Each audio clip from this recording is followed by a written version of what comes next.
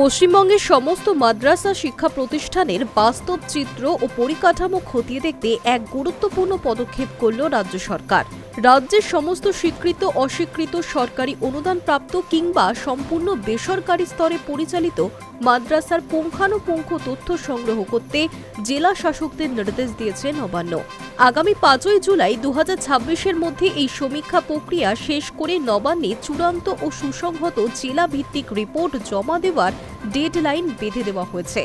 গত 5ই জুন নবান্নের সংখ্যালঘু বিষয়ক এবং মাদ্রাসা শিক্ষা দপ্তরের একটি অত্যন্ত গুরুত্বপূর্ণ নির্দেশিকা সমস্ত জেলা শাসকের কাছে পাঠানো হয়েছে। তাতে পরিষ্কার জানানো হয়েছে, রাজ্যের প্রত্যেকটি ব্লকে এবং পৌরসভা এলাকায় এই সমীক্ষা চালাতে হবে। কোন কোন মাদ্রাসায় চলবে এই সমীক্ষা? রাজ্য সরকারের এই নির্দেশিকার পরিধি অত্যন্ত ব্যাপক। নবান্ন স্পষ্ট করে দিয়েছে, কোনো মাদ্রাসা প্রতিষ্ঠানই এই সমীক্ষার বাইরে থাকবে না। জেলা শাসকদের পাঠানো চিঠিতে বলা হয়েছে, তাদের নিজ নিজ এখতিয়ারভুক্ত এলাকায় কর্মরত সমস্ত মাদ্রাসা শিক্ষা প্রতিষ্ঠানের তথ্য সংগ্রহ ও সংকলন করতে হবে, যার মধ্যে রয়েছে সরকারি অনুমোদন বা স্বীকৃতিপ্রাপ্ত মাদ্রাসা, সরকারি খাতায় রেজিস্টার্ড মাদ্রাসা, সরকারি অনুদান পাওয়া এবং অনুদানবিহীন মাদ্রাসা, সম্পূর্ণ রেজিস্টার্ড বা অস্বীকৃত মাদ্রাসা, কোনো নির্দিষ্ট সম্প্রদায় বা সোসাইটি দ্বারা পরিচালিত মাদ্রাসা, সম্পূর্ণ ব্যক্তিগত উদ্যোগে বা মালিকানায় চালিত মাদ্রাসা, এছাড়াও অন্য যে কোনো ধরনের শিক্ষাগত বা প্রশাসনিক ব্যবস্থাপনার অধীনে থাকা মাদ্রাসা শিক্ষা প্রতিষ্ঠান। হঠাৎ কেন এই উদ্যোগ?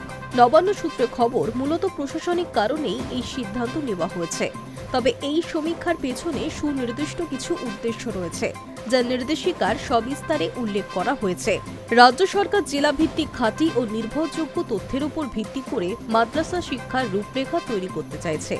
জেলা শাসকদের মূলত যে বিষয়গুলির ওপর তথ্য সংগ্রহ করতে হবে তা হল প্রতিষ্ঠানের প্রকৃতি ও বর্তমান স্থিতি, পরিকাঠামো এবং সুযোগ সুবিধা, পড়াশুনো এবং সেই বিষয়ক কাজকর্ম, পড়ুয়াদের বিন্যাস।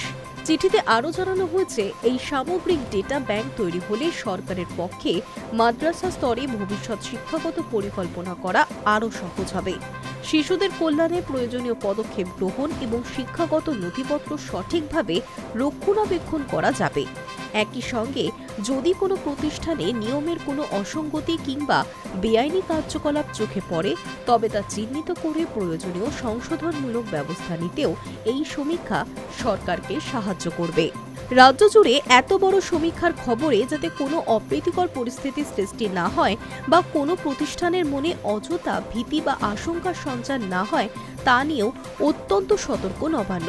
নির্দেশিকায় সাফ জানানো হয়েছে, এই পুরো প্রক্রিয়াটি সম্পূর্ণভাবে প্রশাসনিক উদ্দেশ্যে এবং তথ্য সংগ্রহের জন্যই করা হচ্ছে।